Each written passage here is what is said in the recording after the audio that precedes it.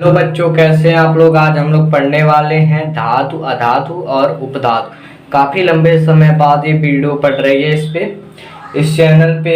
इसके पहले हम लोग वीडियो नहीं डाल रहे थे क्योंकि उस समय मुझे जो है कुछ काम पड़ गया था, तो वीडियो नहीं आ रही थी। तो काफ़ी लंबे समय के बाद आज वीडियो आ रही है, जिसमें हम लोगों ने अभी तक चैप्टर 1 और 2 का क्लास 10th का जो है धातु, अधातु और उपधातु जो है ये 3rd चैप्टर है।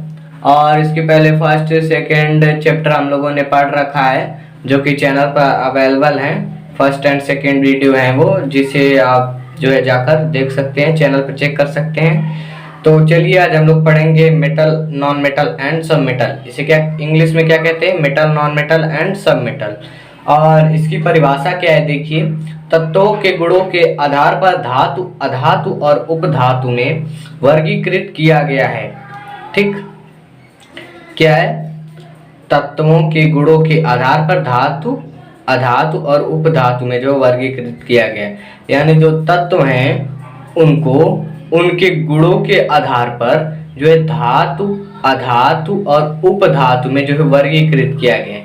अब धातु और अधातु के हम लोग यहाँ पर गुण देखेंगे, उपधातु के गुण बाद में हम लोग देखेंगे। पहले धातु और अधातु के जो है गुण यहाँ पर हम लोग देखते हैं।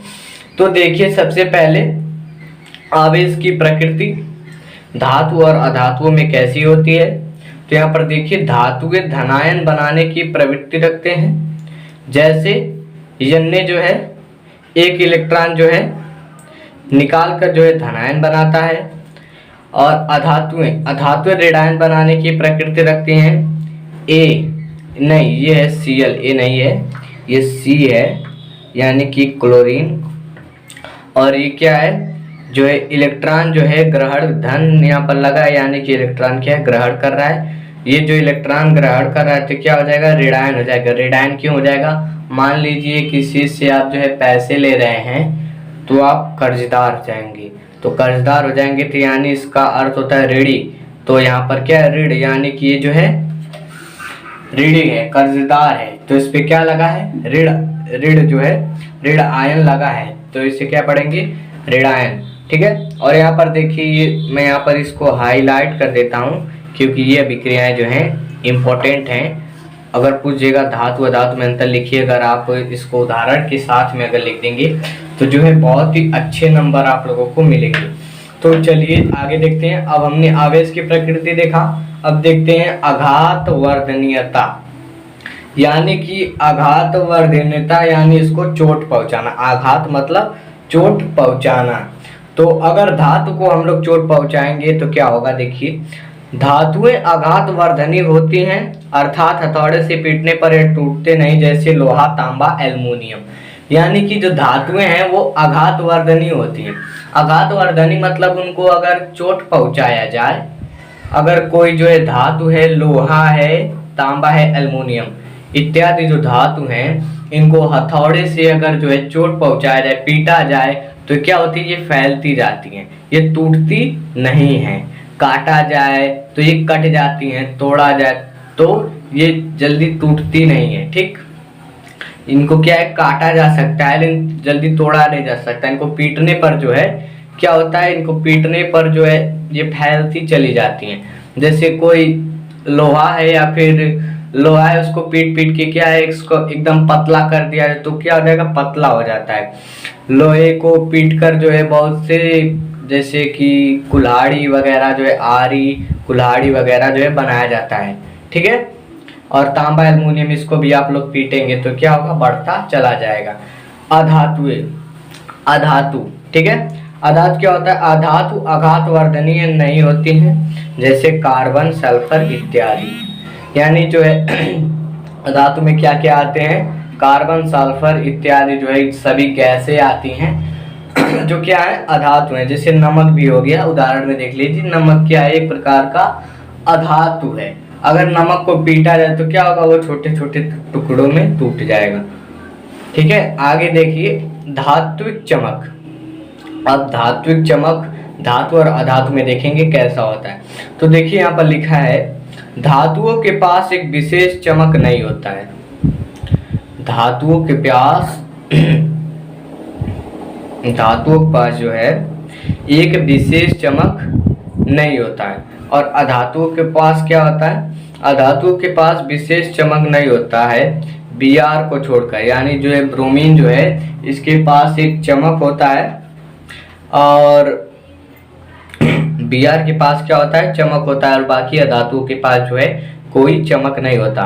तो यानी अगर आप इसे लिखेंगे धात्विक चमक में, तो यहाँ पर लिखेंगे अधातु के पास विशेष चमक नहीं होता है Br यानी ब्रोमीन को छोड़कर। यहाँ अधातुओं के पास यहाँ पर लिखा है, और लिखा है यहाँ पर आगे, और यहाँ धातुओं के पास एक विशेष चमक नहीं होता, नहीं होगा, यहाँ पर होता है।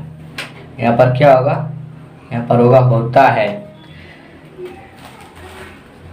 यहाँ पर जो है क्या होगा, होता है। धातु के पास क्या होता है, एक विशेष चमक होता है। अब आगे देखेंगे कठोरता, धातु कितनी कठोर होती हैं, अधातु कितनी कठोर होती हैं, ये अब हम लोग देखेंगे। तो देखिए धातुएं कठोर होती हैं लेकिन पोटेशियम, सोडियम, लिथियम को छोड़कर, जो है धातुओं में पोटेशियम, सोडियम और लिथियम को छोड़कर सभी धातुएं जो है कठोर होती हैं। ये आप लिख सकते हैं कठोरता में। अब आगे देखिए यहाँ पर अधातुओं में, अधातुएं कठोर नहीं होती हैं परंतु हीरा, यहाँ पर लिखा है हीरा सी, कार्बन का अपर रूप को छोड़कर, हीरा जो है क्या होता है, कार्बन का अपर रूप होता है, तो हीरा को छोड़कर कोई भी अधातु कठोर नहीं होती। हीरा जो है, हीरा को अधातु के श्रेणी में रखा जाता है, ये चमकीला भी होता है और कठोर भी होता है, बल्कि अन्य अधातुएं जो है कठोर नहीं होती हैं। ठीक है, तो अपर रूप हीरा जो है कठोर होता है लेकिन ये अधातु है, तो यहाँ पर लिख देंगे हीरा कार्बन का अपर रूप को छोड़कर सभी अधातु जो है क्या होती हैं, कठोर नहीं होती हैं। यानी कि धातु क्या होती है, कठोर नहीं होती है। धातु क्या है, कठोर होती हैं लेकिन पोटेशियम, सोडियम और लिथियम को छोड़कर। चलिए आगे देखते हैं। आगे अब हम लोग देखते हैं तन्यता, धातुओं और अधातुओं में तन्यता कैसी होती है। तो देखिए धातुएं तन्य होती हैं अर्थात इनके तार खींचे जा सकते हैं। जो तार वगैरह होते हैं वो धातुओं से ही खींच के बनाए जाते हैं, तार जो होते हैं वो अधातुओं के नहीं होते। यानी जो है धातुएं तन्य होती हैं, यानी इन्हें खींचकर जो है तार बनाया जा सकता है। अधातुएं तन्य नहीं होती, इन्हें खींचकर तार नहीं बनाया जा सकता। ठीक है, धातु अधातु में ये जो है ये अंतर हो गया। ये जो अंतर है लिखने को आता है पेपर में, तो अगर आप इसे इस तरीके से अच्छे तरीके से लिखेंगे तो आपको अच्छा नंबर मिलेगा। तो चलिए आगे देखते हैं। यहाँ पर देखिए रूप, धातुओं का रूप कैसा होता है, अधातुओं का रूप कैसा होता है। तो देखिए धातु प्रायः ठोस अवस्था में होती हैं Hg को छोड़कर। यानी Hg है जो क्या होता है, लिक्विड अवस्था में होता है। यानी कि पारा इसे मरकरी कहते हैं, जो कि थर्मामीटर में रहता है। जो मरकरी वाला थर्मामीटर है उसमें ये पारा जो है भरा रहता है। तो ये क्या होता है, ये धातु होता है लेकिन ये द्रव अवस्था यानी कि लिक्विड अवस्था में होती है। इसीलिए ये क्या है, यहाँ पर लिखा गया है धातु प्रायः ठोस अवस्था में होती है, लेकिन क्या है, पारा को छोड़कर, क्योंकि ये द्रव अवस्था में होता है। पारा धातु होता है लेकिन इसको छोड़कर जो सभी धातु होती हैं क्या होती हैं, कठोर होती हैं, ठोस। अब यहाँ पर देखिए रूप, रूप में ये देखिए अधातुएं ठोस, द्रव, गैस तीनों अवस्था में होती हैं। अधातुएं जो होती हैं वो ठोस, द्रव, गैस तीनों अवस्था में होती हैं, लेकिन जो ये धातुएं होती हैं वो एक ही अवस्था में होती हैं, ठोस। ये जो केवल पारा है इसको छोड़कर। अब देखिए ध्वनि, ध्वनि जो है धातु में किस प्रकार आता है और अधातु में किस प्रकार आता है ये देखेंगे। यहाँ पर देखिए इनके पास धात्विक ध्वनि होती है, यानी कि लोहे को अगर हम किसी चीज से पीटते हैं तो उसमें से आवाज आती है, और कोई ध्वनि नहीं होती किसमें, अधातुओं में। अधातुओं में जो है कोई ध्वनि नहीं होती है। तो ये हो गया हमारा जो है धातु और अधातुओं में अंतर। अब आगे हम लोग देखेंगे धातुओं की रासायनिक अभिक्रिया। यहाँ पर देखिए अब हम लोग करेंगे धातुओं की रासायनिक अभिक्रिया। धातु किस प्रकार से जो है अभिक्रिया करती हैं ये अब हम देखेंगे। तो यहाँ पर देखिए मेटल प्लस O2, अगर जो है मेटल यानी कि धातु जो है ऑक्सीजन से अभिक्रिया करता है तो यह बनाता है मेटल ऑक्साइड। ये क्या है, ये एक रूल है, तो इसे आपको याद रखना है, पेपर में पूछ सकता है।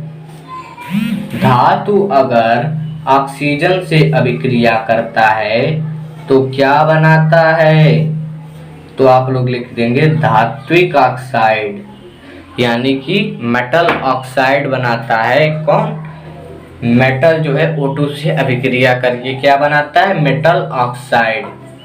अब देखते हैं कुछ अभिक्रियाएं, अगर ये भी पूछ सकता है कि धातु ऑक्साइड की अभिक्रिया लिखिए, यानी कि ये जो अभिक्रियाएं दी हुई हैं, यानी कोई तत्व से जो है ऑक्सीजन की अभिक्रिया करा के हमें अभिक्रिया लिखनी होगी।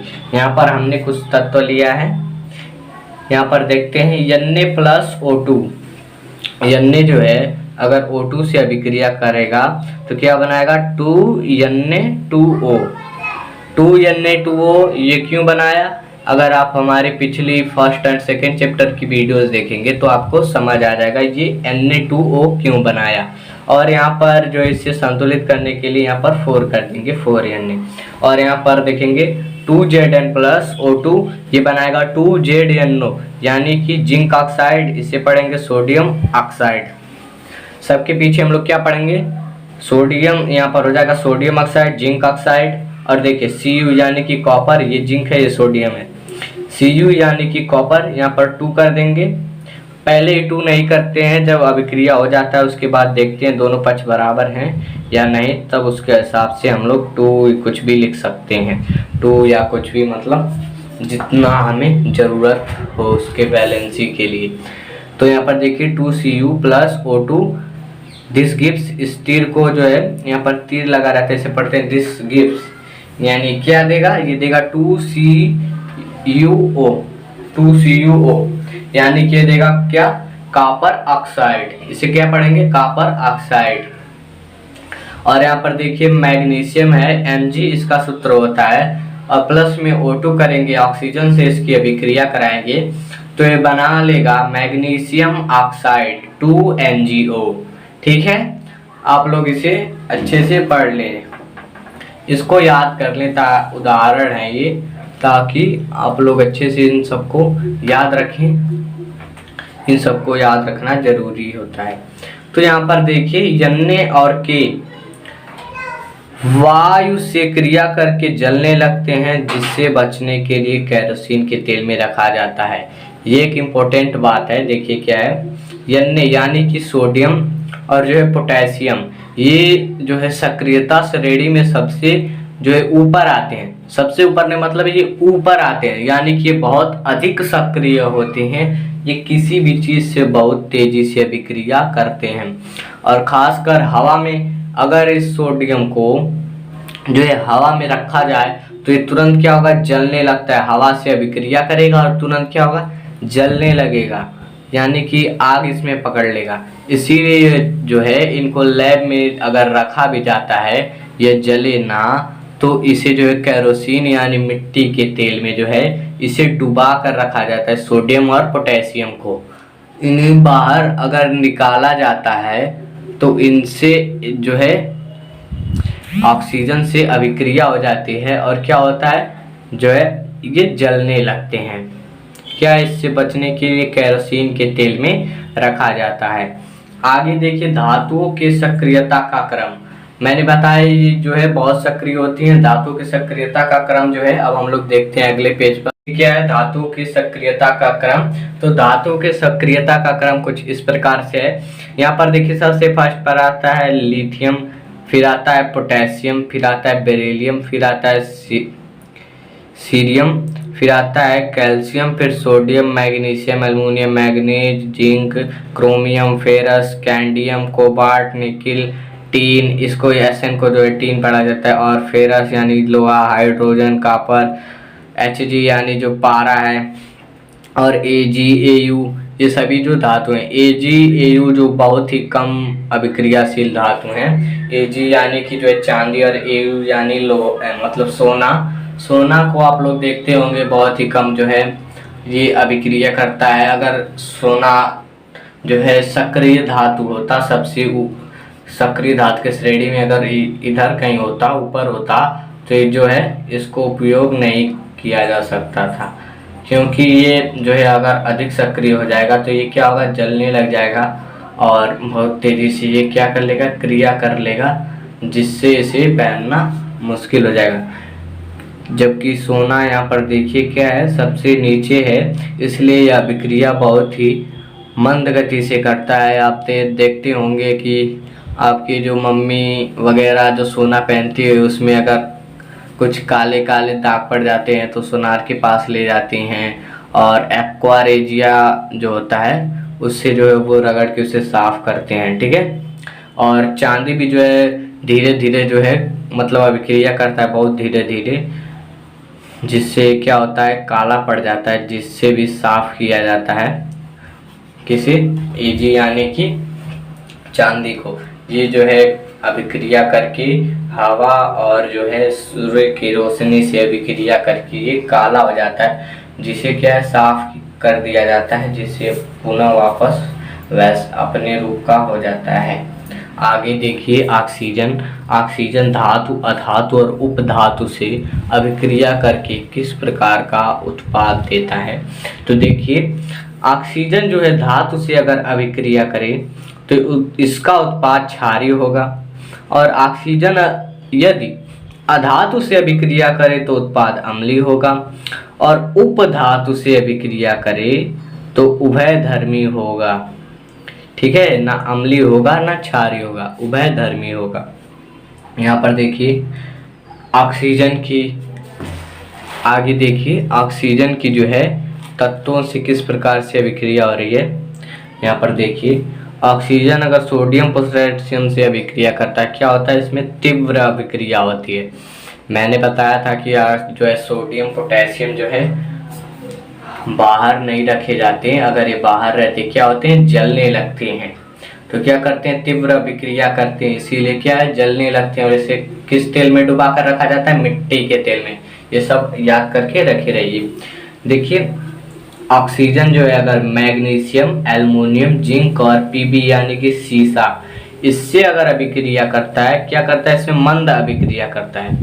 इससे मंद अभिक्रिया यानी लगभग ना के बराबर अभिक्रिया करता है, बहुत ही धीरे धीरे धीरे धीरे अभिक्रिया करता है।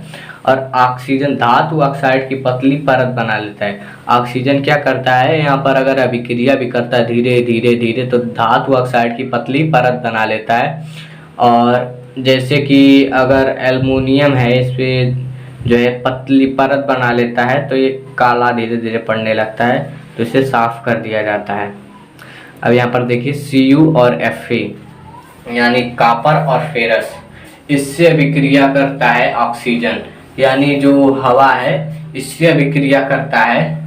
और क्रिया द्वारा भूरी परत, यानी अगर तांबे का बर्तन आप लोग देखेंगे, अगर आपके घर तांबे का लोटा हो तो आप इसे बाहर रख दीजिए, तो कुछ समय बाद आप देखेंगे जो तांबे के लोटे पर जो है कुछ हरी हरी परत जम जाएगी।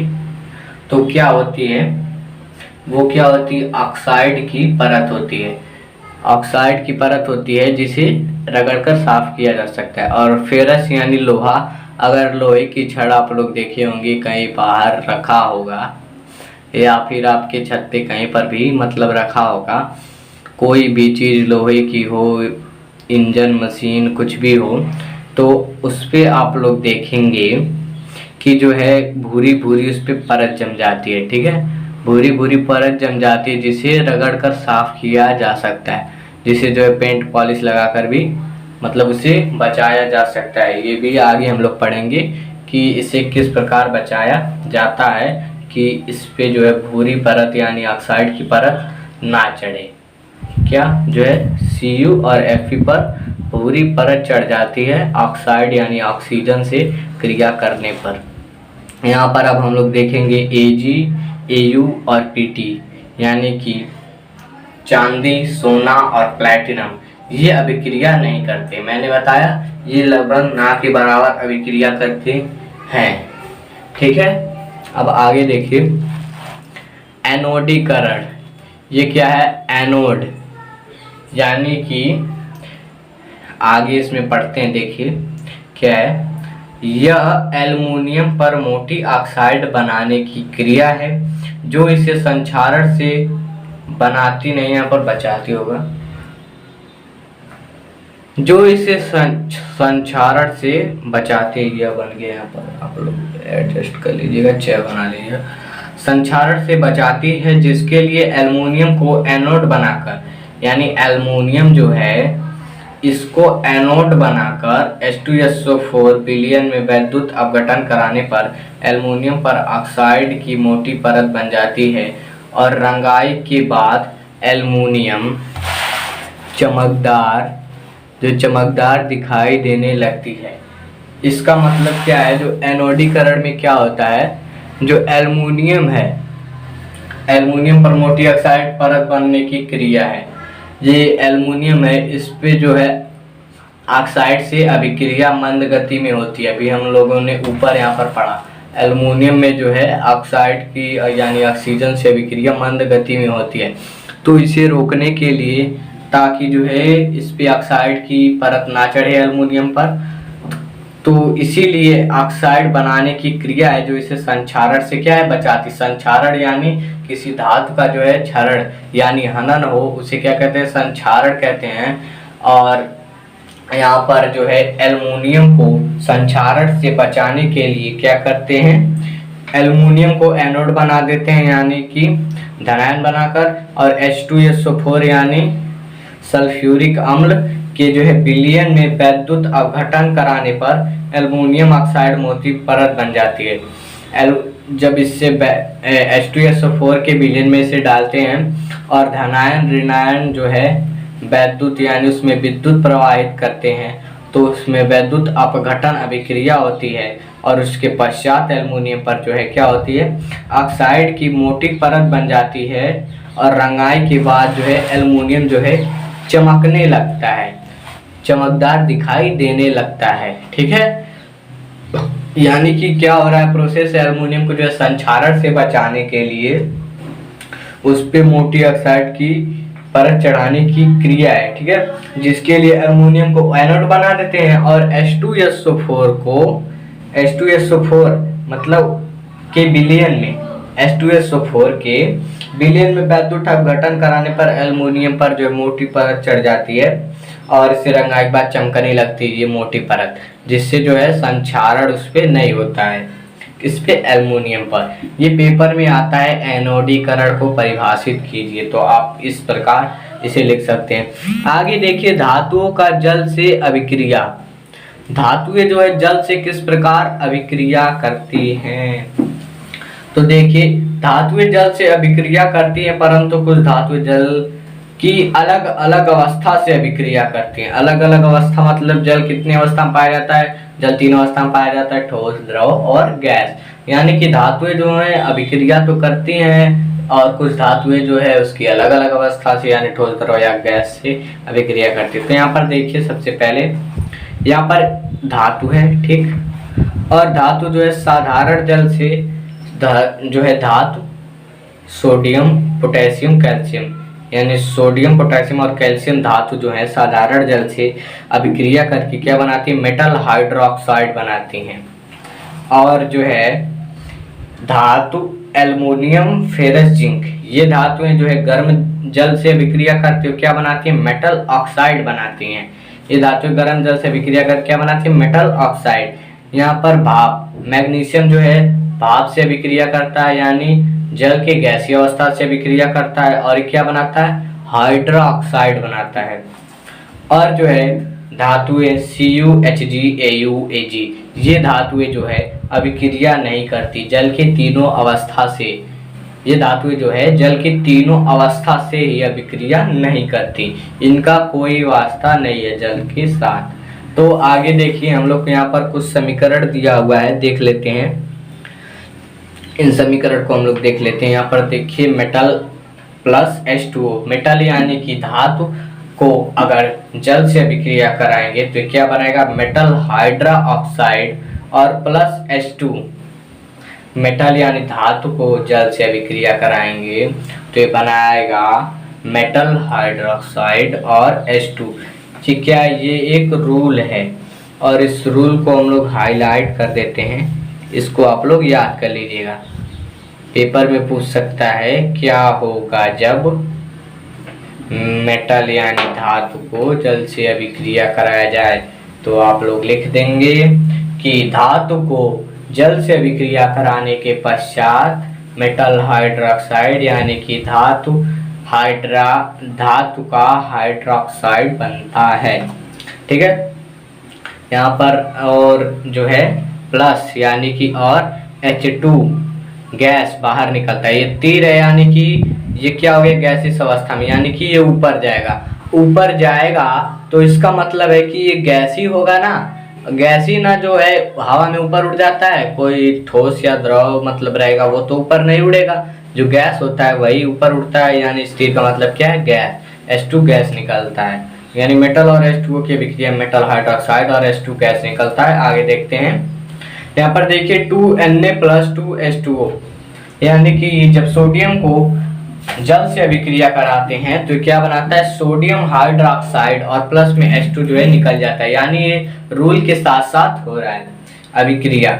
और यहाँ पर देखिए कैल्शियम को अगर H2O से अभिक्रिया कराएंगे जल के साथ तो बनाएगा CaOH का whole twice plus H2। Calcium यहाँ पर चूना है कैल्शियम, और ये क्या मतलब कैल्शियम है ये, और ये जब जल के साथ अभिक्रिया कराएगा तो क्या बना रहा है, कैल्शियम हाइड्रोक्साइड। यानी ये जो है चूना को जब पानी में मिलाते हैं तो क्या बनता है, कैल्शियम हाइड्रोक्साइड बनता है।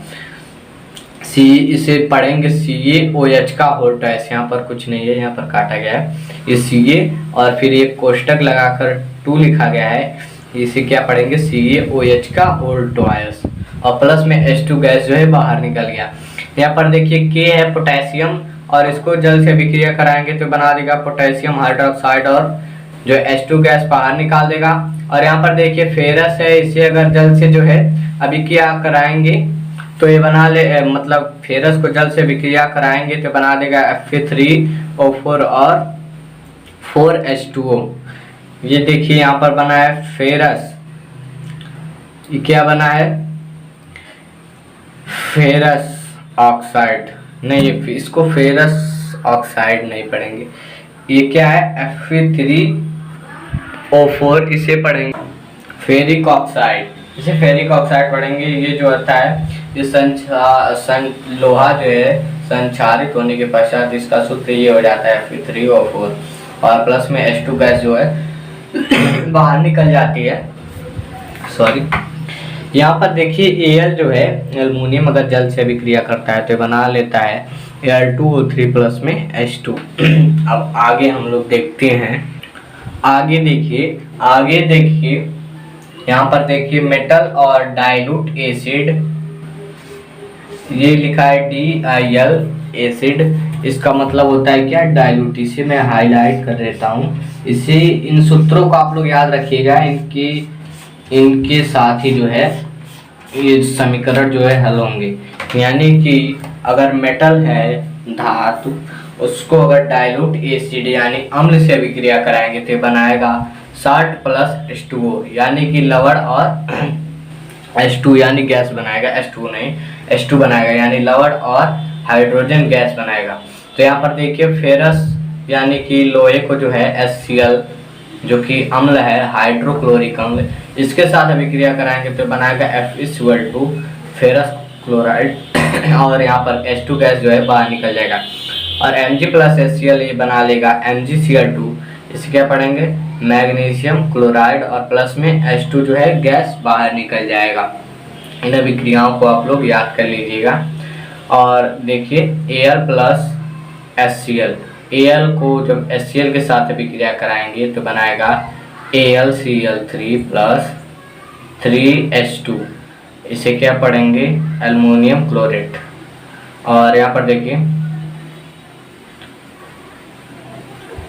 मैग्नीशियम क्लोराइड, ठीक है, CuAgHd प्लस में डाइल्यूट एसिड, नो रिएक्शन। यानी कि जो है Cu कॉपर और Ag चांदी और Hd पारा, इसको जो है डाइल्यूट एसिड से अगर अभिक्रिया कराते हैं तो ये कोई रिएक्शन ही नहीं करता है, कोई रिएक्शन नहीं करता है। और Mg को जो है HNO3 जो कि एसिड है, इसके साथ अगर अभिक्रिया कराते हैं तो ये बनाता है MgNO3 का होल ट्वाइस। ये क्या बनाएगा? MgNO3 का होल ट्वाइस और H2 गैस को जो है बाहर निकाल देता है।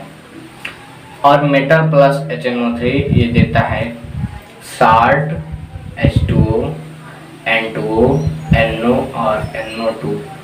लेकिन जब अन्य मेटल के साथ HNO3 की अभिक्रिया में नाइट्रिक अम्ल H2 गैस मुक्त नहीं करता, जो है मेटल के साथ अगर HNO3 की जो है अभिक्रिया कराई जाती है तो नाइट्रिक अम्ल, इससे क्या पढ़ते हैं, नाइट्रिक अम्ल HNO3 को H2 गैस मुक्त जो है नहीं करता है, यानी कि H2 गैस के बाहर नहीं निकालता कुछ अभिक्रियाओं में।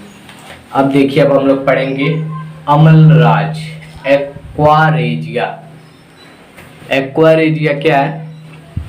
एक्वारेजिया जो है सोनार की दुकान पे जो है यूज किया जाता है सोने को साफ करने के लिए, और बहुत सी धातुओं को साफ करने के लिए ये बहुत ही मतलब अम्ल का राजा होता है एक प्रकार से, समझ लीजिए, तभी इसका नाम लिखा है अम्लराज। ये अम्ल जो है अगर इसको किसी धातु पर रख दिया जाए तो धातु को क्या जला देगा, एक प्रकार से क्या करेगा, जला देगा। तो ये क्या होता है, ये किस चीज़ का बना होता है? देखिए, 3 भाग HCl यानी HCl हाइड्रोक्लोरिक का जो है 3 भाग HCl अम्ल तथा HNO3 नाइट्रिक अम्ल का 1 भाग का मिश्रण 3 भाग HCl 1 भाग HNO3 अम्लराज कहलाता है। इसे भभकता हुआ द्रव भी कहते हैं। इसे क्या कहते हैं? भभकता हुआ द्रव। इसका उपयोग चांदी, सोना इत्यादि धातुओं की सफाई में किया जाता है। इसका उपयोग कहाँ किया जाता है? चांदी, सोना इत्यादि धातुओं की सफाई में किया जाता है। इनको अगर साफ करना रहे तो किसका प्रयोग करते हैं? अम्लराज, एक्वारेजिया। अब देखिए सक्रियता श्रेणी। विभिन्न धातुओं को उनकी सक्रियता की घटते हुए क्रम में एक श्रेणी बनाई गई है। तो इस श्रेणी को देखते हैं और देखिए क्या है, विभिन्न धातुओं को उनकी सक्रियता के घटते हुए क्रम में श्रेणी बनाया गया जिसे सक्रियता श्रेणी कहते हैं। सक्रियता श्रेणी में जिस धातु का स्थान ऊपर होता है वे धातु अपने से नीचे धातु को उसके विलयन से विस्थापित कर देती है।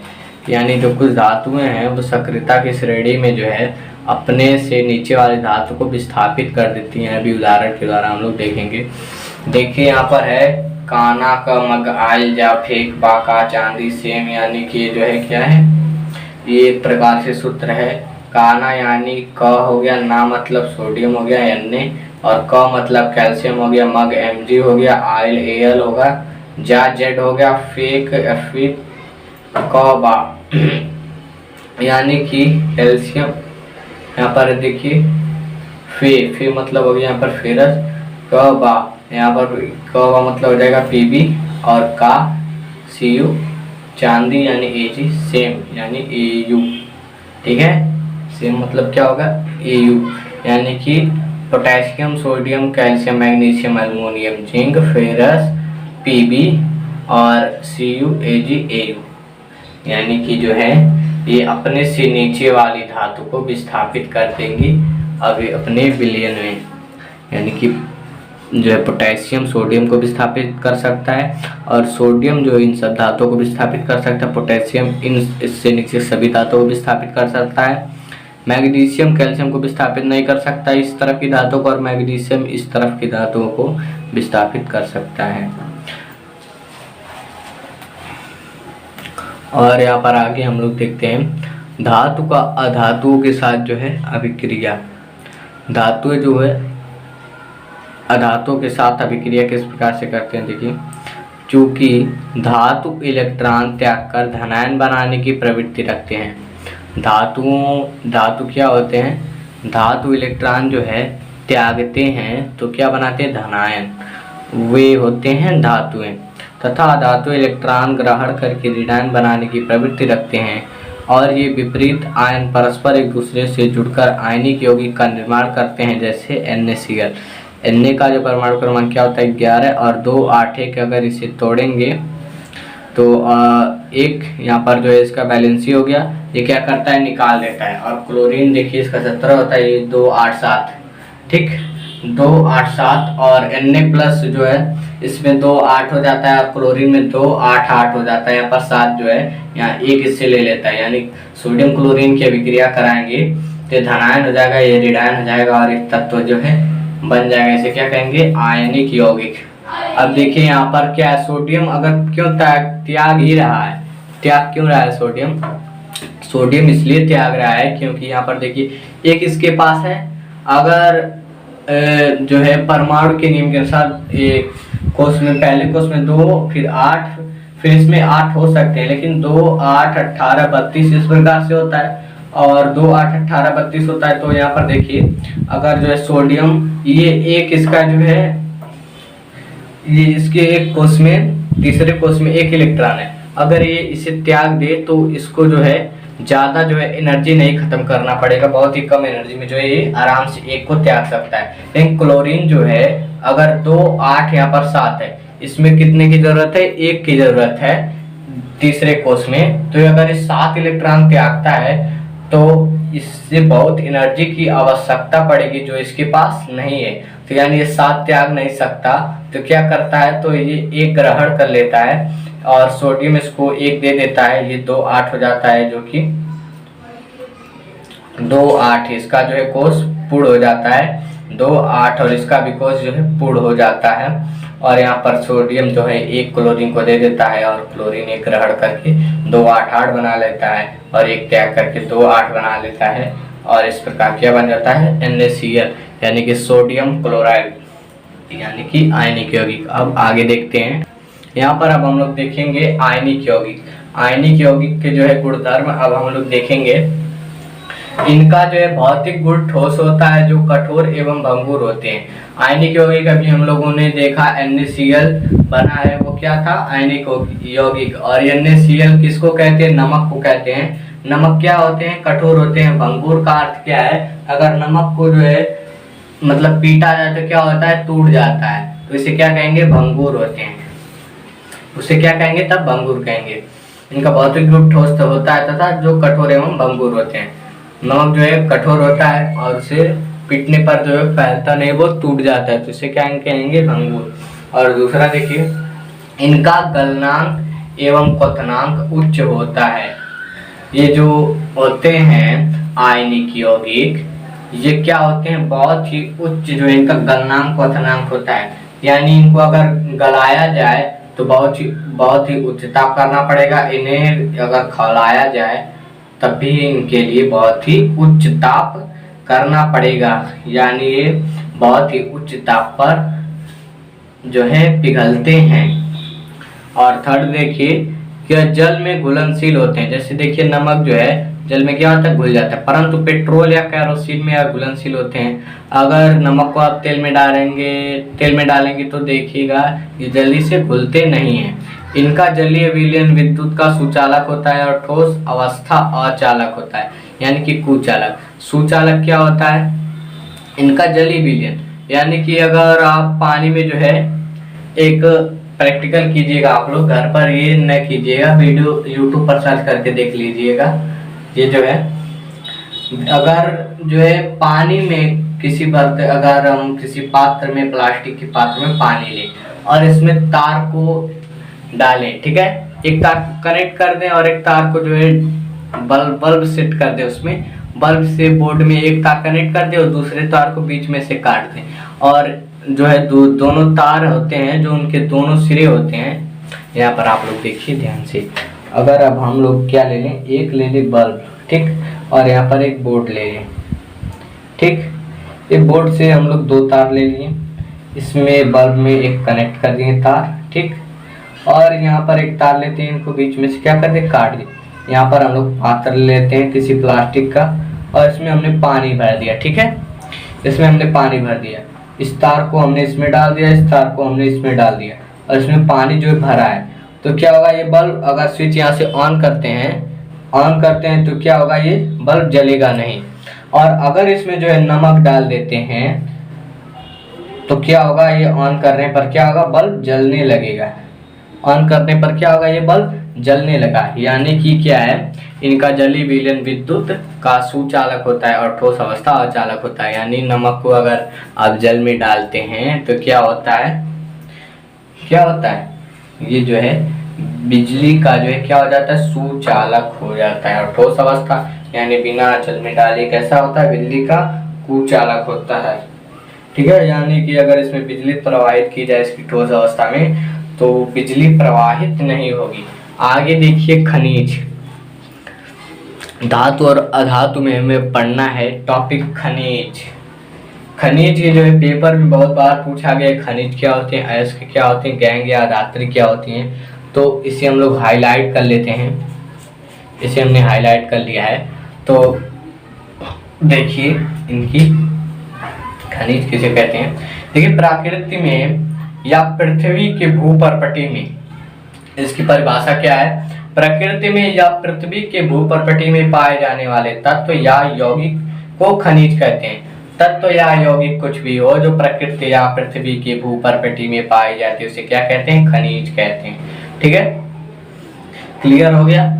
खनिज जैसे लोहा, सोना, चांदी वगैरह जो भी मतलब हमें लाभ देते हों उसे खनिज कहते हैं, ये भी आप लिख सकते हैं। अयस्क वे पदार्थ जो अत्यंत उपयोगी एवं लाभप्रद होते हैं अयस्क कहलाते हैं।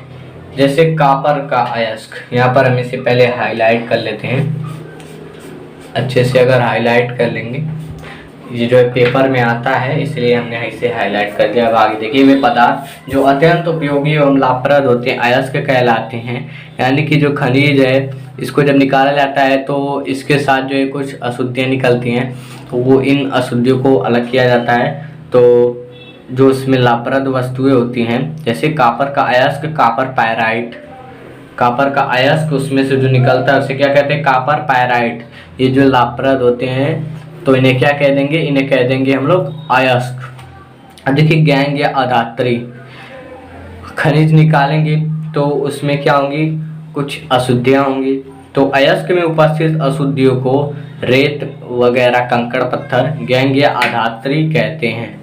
अगर ज़मीन में से हम कोई चीज़ जो है खन के निकाल रहे हैं तो उसमें जो है ज़रूर कोई ना कोई कंकड़ पत्थर वगैरह कुछ भी हो सकता है, उसमें कुछ ना कुछ जो है कचरा होगा तो उसे जो है खनिज और अयस्क में क्या बोलेंगे, गैंग या अधात्री। अब आगे देखेंगे अयस्क का सांद्रण। अयस्क का सांद्रण किस प्रकार से किया जाता है, देखिए अयस्क में उपस्थित अशुद्धियों को अलग करने की विधि अयस्क का सांद्रण कहलाती है। ये क्या है, कौन सी विधि है, अयस्क में उपस्थित अशुद्धियों को अलग करने की विधि अयस्क का सांद्रण कहलाती है। अयस्क में जो है उपस्थित क्या होते हैं, अशुद्धि उपस्थित होते हैं और उनको जो है अलग करने की विधि क्या कहलाती है, अयस्क का जो है सांद्रण कहलाती है। और इसमें जो है कचरे मतलब अशुद्धि जो रहते हैं उसे गैंग या अधात्री कहते हैं, और इन गैंग और अधात्रियों को जो अलग किया जाता है उसे क्या कहते हैं, अयस्क का सांद्रण। अब आगे देखते हैं अगले पेज।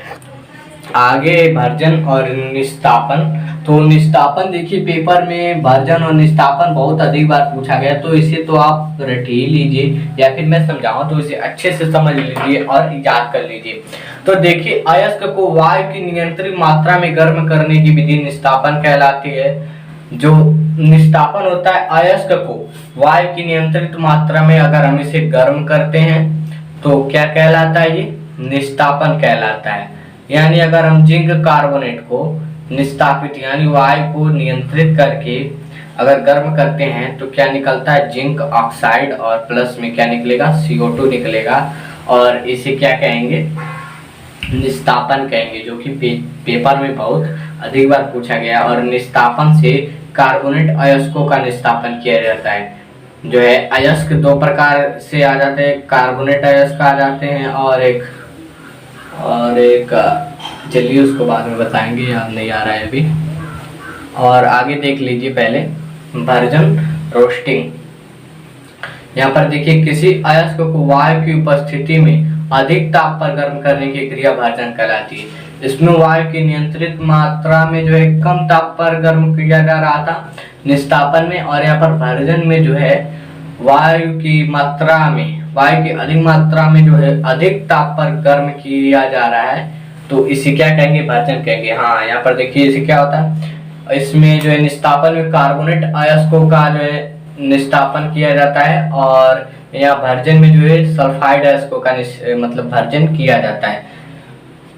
और आगे देखिए यहाँ पर जिंक सल्फाइड को अगर ऑक्सीजन से अभिक्रिया यानी कराएंगे, यानी कि इसे गर्म करेंगे वायु अधिक ताप पर, तो क्या बनाएगा, जिंक ऑक्साइड और SO2 बाहर निकल जाएगा। अब इसके बाद आता है निस्तापन, भर्जन, फिर प्रगलन। तो प्रगलन देखिए क्या होता है, प्रगलन का परिभाषा देखिए, किसी अयस्क में कोक या उचित गालक मिलाकर गलाने की क्रिया प्रगलन कहलाती है। अगर कोई जो है अयस्क है वो जल्दी पिघल नहीं रहा है तो कोक यानी उसमें कोयला मिला देंगे, या फिर कोई अन्य गालक यानी जो उसे गला सके उसे मिलाकर उसे गलाते हैं, तो इसे क्या कहते हैं, इसे कहते हैं प्रगलन। इस क्रिया को क्या कहते हैं, प्रगलन कहते हैं। और आगे देखिए मिश्र धातुएं। अब हम लोग देखेंगे मिश्र धातुएं। जो धातुएं जो है दो या दो से अधिक धातुओं का मिश्रण मिश्र धातु कहलाता है। जैसे इस्पात, पीतल, कांसा। पीतल का बर्तन आप लोगों ने देखा होगा, पहले आते थे पीतल के बर्तन, अब भी आते हैं। और कांसा जो होता है ये कॉपर और यानी टीन से बनता है, और ये कॉपर और जिंक से बनता है। पीतल, इस्पात, फेरस, निकिल, क्रोमियम, ये तीनों आप लोग याद कर लीजिएगा, ये जो है बहुत इंपॉर्टेंट है। इस्पात किससे बनता है, पीतल और कांसा, ये तीनों जो है आप लोग याद कर लीजिएगा। ये तीनों जो है चीजें बहुत ही इंपॉर्टेंट है, ये पेपर में आती हैं, तो इसे आप लोग याद कर लीजिएगा। फेरस, निकिल और क्रोमियम से मिलकर इस्पात बनता है, और पीतल कॉपर और जिंक से बनता है, और कांसा कॉपर और टीन से बनता है। और यहाँ पर देखिए 24 कैरेट, यहाँ पर देखिए कुछ इंपॉर्टेंट बात लिखी हुई है। 24 कैरेट सोने को शुद्ध सोना कहा जाता है, ठीक। इस सोने का आभूषण नहीं बनता। 24 कैरेट जो सोना होता है उसका आभूषण नहीं बनता, क्योंकि परंतु इसे कठोर बनाने के लिए चांदी या तांबा मिलाया जाता है। क्यों नहीं बनता 24 कैरेट सोने का आभूषण, क्योंकि ये जो है 24 कैरेट का जब ये रहता है तो ये बहुत ही शुद्ध होता है। ये 24 जो है कैरेट क्या है, ये जो है सोने की शुद्धता इससे मापी जाती है, कैरेट से सोने की शुद्धता मापी जाती है। 24 कैरेट सोना सबसे शुद्ध सोना होता है, जिसमें जो कि बहुत ही नरम होता है। सोना जो है बहुत ही नरम होता है। 24 कैरेट सोना जो है बहुत ही अधिक नरम होता है, इसका आभूषण नहीं बनाया जाता। अगर इससे बना भी दिया जाए आभूषण तो छूते ही जो है आभूषण टूट जाएगा। तो ये बहुत ही नरम होता है, जिससे इसका आभूषण नहीं बनता है। तो इसमें क्या किया जाता है, इसे कठोर बनाने के लिए, बहुत ही नरम होता है, इसे कठोर बनाने के लिए चांदी या तांबा मिलाया जाता है, ठीक है। ये क्या एक इम्पोर्टेंट बात है, इसे आप लोग याद रखेंगे कि जो है 24 कैरेट सोने का आभूषण नहीं बनाया जाता, क्योंकि ये बहुत नरम होता है। और इसमें क्या मिला दिया जाता है, चांदी या तांबा मिलाया जाता है, जिससे क्या हो जाता है, कठोर हो जाता है। आगे देखते हैं, यहाँ पर देखिए लिखा हुआ है 22 कैरेट सोने का अर्थ है कि 22 कैरेट सोना तथा 2 कैरेट तांबा है। अगर किसी दुकान, सुनार की दुकान से आप लोग जाते हैं तो आप लोग वहां पर देखेंगे, अगर उसमें लिखा रहेगा सोने के आभूषण में कि वो 22 कैरेट का है, तो इसका अर्थ है कि 22 कैरेट सोना तथा 2 कैरेट उसमें तांबा मिलाया हुआ है। क्यों? क्योंकि ये जो है सोना 24 कैरेट का आभूषण नहीं बनता, क्योंकि ये जो है बहुत ही नरम होता है। इसलिए 22 कैरेट, 21 कैरेट, 20 कैरेट ऐसे ही जो है सोने की जो है बनाए जाते हैं आभूषण। सोना तथा 2 कैरेट तांबा है। आगे देखिए अमलगम, लास्ट टॉपिक है। अमलगम क्या होता है, पारा के साथ किसी पदार्थ को मिलाने पर मिश्र धातु बनता है, उसे अमलगम कहते हैं। पारा के साथ किसी भी धातु को मिलाया जाता है तो उससे क्या होता है, मिश्र धातु बनता है जिसे अमलगम कहते हैं। अगर मान लीजिए पारा के साथ हम सोडियम धातु को मिलाते हैं तो इसे क्या कहेंगे, सोडियम अमलगम। क्या कहेंगे, सोडियम अमलगम। तो चलिए यहाँ पर हम लोगों का जो है टॉपिक खत्म हो चुका है। तो होपफुली आप लोगों को अच्छे से समझ में आया होगा। अगर नहीं समझ में आया, जो चीज़ नहीं समझ में आया आप कमेंट कर दें। अगर यदि मुझसे कोई टॉपिक छूट गया है तो भी कमेंट कर दें, मैं उसे नेक्स्ट वीडियो में पढ़ा दूंगा। तब तक के लिए धन्यवाद, बहुत बहुत धन्यवाद वीडियो को अंत तक देखने के लिए, और चैनल को लाइक और सब्सक्राइब ज़रूर कर दीजिएगा ताकि हम आपके लिए ऐसे और अच्छे अच्छे मज़ेदार वीडियो लाते रहें। मज़ेदार मतलब कि पढ़ाई के लिए जो मज़ेदार वीडियोस हैं, इसमें आपको पढ़ने में मज़ा आया तो क्या हो गया, पढ़ाई के लिए बहुत ही अच्छी और मज़ेदार वीडियो है। तो इससे आप लोग बहुत कुछ सीख सकते हैं। तो मैं कहूँगा कि इसे एक बार दोबारा देख लीजिए अगर नहीं समझ में आया तो। तब तक के लिए धन्यवाद। चैनल को सब्सक्राइब और वीडियो को लाइक कर दीजिएगा। मिलते हैं नेक्स्ट वीडियो में। Bye bye.